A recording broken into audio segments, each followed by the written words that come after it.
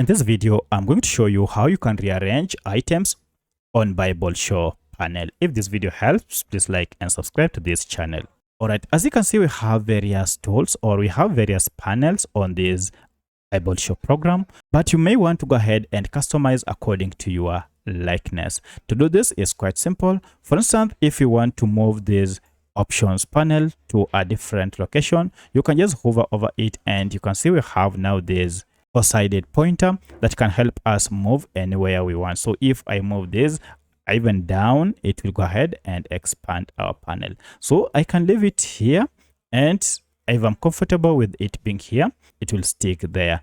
And also you can also move this around. So if you want this to be moved at a different location, for instance down here, you can also do so. So by doing this, you'll be able to rearrange various items on your panel as you wish. If you have any other question, kindly let me know in the comment section. Otherwise, thanks for watching and let's meet in the next video.